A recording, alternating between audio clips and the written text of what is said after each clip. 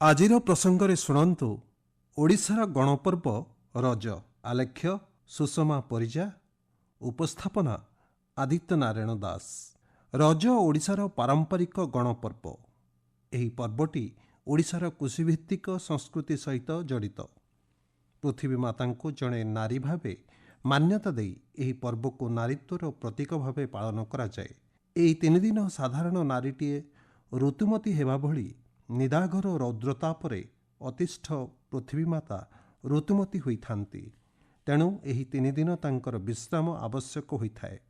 ସାଧାରଣ ନାରୀଟିଏ ତୃତୀୟ ଦିନ ପରେ ଚତୁର୍ଥ ଦିନରେ ଶୁଦ୍ଧ ସ୍ନାନ କରି ପ୍ରଜନନକ୍ଷମ ହେବା ଭଳି ପୃଥିବୀ ମାତା ଚତୁର୍ଥ ଦିନରେ ଶୁଦ୍ଧ ସ୍ନାନ କରିବା ପରେ ସୁଜଳା ସୁଫଳା ଶସ୍ୟଶ୍ୟାମଳା ହୋଇ ଅଧିକ ଉତ୍ପାଦନକ୍ଷମ ହୋଇଥାନ୍ତି ବୋଲି ଓଡ଼ିଆର ଜନମାନସରେ କେଉଁ ଆବାହମାନ କାଳରୁ ବିଶ୍ୱାସ ରହିଛି।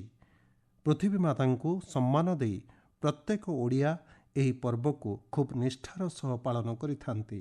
ସେଥିପାଇଁ ଏହି ତିନିଦିନ ଧରି କୌଣସି କୃଷିକାର୍ଯ୍ୟ ମଧ୍ୟ ହୁଏ ନାହିଁ। ରଜ ପର୍ବ ତିନିଦିନ ଧରି ପାଳନ କରାଯାଇଥାଏ। ରଜ ସଂକ୍ରାନ୍ତି ଅର୍ଥାତ୍ ସୌର ମାସର ଦ୍ୱିତୀୟ ଦିନରେ ମିଥୁନ ମାସର ଆରମ୍ଭ ଓ ଏହାପରେ ବର୍ଷା ଋତୁ ଆରମ୍ଭ ହୁଏ। ରଜ ସଂକ୍ରାନ୍ତିର ପୂର୍ବଦିନ ପହିଲି ରଜ, ଦ୍ୱିତୀୟ ଦିନ ହେଉଛି ରଜ ସଂକ୍ରାନ୍ତି, ତୃତୀୟ ଦିନ ହେଉଛି ଭୂମି ଦହନ, ଚତୁର୍ଥ ତଥା ଅନ୍ତିମ ଦିବସ ହେଉଛି ବସୁମତୀ ସ୍ନାନ। ରଜ ପର୍ବର ମୁଖ୍ୟ ଆକର୍ଷଣ ହେଉଛି ରଜଦୋଳି। ଗାଁ ଗହଳିରେ କତା ଦଉଡ଼ିର ଦୋଳି, ବାଉଁଶ ଦୋଳି, ପଟା ଦୋଳି ତିଆରି ହୋଇଥାଏ। ରଜରେ ପିଲାଠୁ ବୁଢ଼ା ପର୍ଯ୍ୟନ୍ତ ସମସ୍ତେ ଦୋଳି ଖେଳିବାକୁ ପସନ୍ଦ କରନ୍ତି। ରଜ ପର୍ବର ଆଉ ଏକ ମୁଖ୍ୟ ଆକର୍ଷଣ ହେଉଛି ପୋଡ଼ପିଠା। ଗାଁରୁ ସହର ପର୍ଯ୍ୟନ୍ତ ସମସ୍ତେ ଏହି ପୋଡ଼ପିଠାକୁ ଖୁବ୍ ପସନ୍ଦ କରନ୍ତି। ଏଣୁ ଏହା ଘରେ ତିଆରି ହୋଇଥାଏ। ରଜ ପର୍ବର ତୃତୀୟ ଆକର୍ଷଣ ହେଉଛି ରଜପାନ। ଏହି ସମୟରେ ବିଭିନ୍ନ ପ୍ରକାରର ମିଠା ମସଲା ଯୁକ୍ତ ବିଭିନ୍ନ ଆକୃତିର ପାନ ଖାଇବାକୁ ମିଳିଥାଏ। ରଜପର୍ବ ଚାଷ ବା କୃଷିକାର୍ଯ୍ୟର ଆରମ୍ଭକୁ ସୂଚାଇଥାଏ। ପୁରୁଣା ସମୟରେ ଗାଁ ଗହଳିରେ ଏହି ରଜ ଉତ୍ସବ ଖୁବ୍ ସୁନ୍ଦର ଭାବରେ ପାଳିତ ହେଉଥିଲା। ରଜ ସଂକ୍ରାନ୍ତିର 4 ଦିନ ପୂର୍ବରୁ ବିରି ଚାଉଳ ଢିଙ୍କିରେ କୁଟା ହୋଇ ରହୁଥିଲା, ଶିଳରେ ହଳଦୀ ବଟା ହୋଇ ରହୁଥିଲା। କୁଆଁରୀ ଝିଅ ନୂଆ ବୋହୂମାନଙ୍କ ପାଇଁ ସ୍ୱତନ୍ତ୍ର କୋଠଘର ସଜା ହେଉଥିଲା। ପ୍ରଥମ ରଜର ପୂର୍ବ ଦିନକୁ ସଜବାଜ କୁହାଯାଏ। ଗାଁ ଗାଁରେ କୋଠଘର ସଜା ହୋଇଥାଏ। ରଜ 3 ଦିନ ଯାକ କୁଆଁରୀମାନେ ଏହି କୋଠଘରେ ଏକତ୍ରିତ ହୁଅନ୍ତି। ବଡ଼ି ଭୋରରୁ ନଦୀ ପୋଖରୀରେ ତେଲ ହଳଦୀ ଲଗାଇ ଗାଧୁଆ ପାଧୁଆ ସାରି କୋଠଘରେ ବସି ସଜବାଜ ହୁଅନ୍ତି। ବଡ଼ମାନେ ନିଜ ନିଜ ଭିତରେ ସଜ ହେବା ବେଳେ ସାନମାନଙ୍କୁ ଚନ୍ଦନ ଟିପା, ଅଳତା, ନଖପାଲିସ ଲଗାଇ ସଜବାଜ କରି ଦେଇଥାନ୍ତି। ପ୍ରତି ଘରୁ ପୋଡ଼ପିଠା, ମିଠା, ଫଳମୂଳ ଆସି ଏକତ୍ରିତ ହୋଇଥାଏ ସେଇ କୋଠଘରେ। ଅଭିଆଡ଼ି ଝିଅମାନେ ପିଠାପଣା ଖାଇ ନୂଆ ପୋଷାକ ପିନ୍ଧି ରଜଦୋଳି ଖେଳନ୍ତି।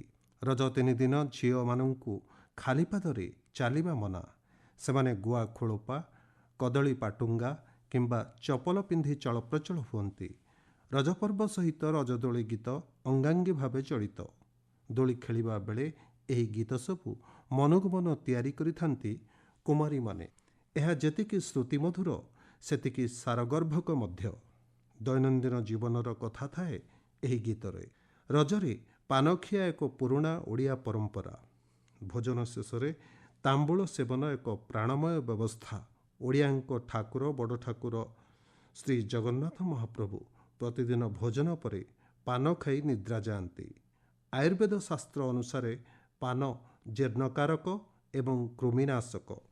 ପାନରେ ଦିଆଯାଉଥିବା ଚୂର୍ଣ୍ଣ ଲୌହଶକ୍ତିପୂର୍ଣ୍ଣ ଏବଂ ଖଇର ଦାନ୍ତକୁ ବେଶ୍ ମଜବୁତ କରିଥାଏ।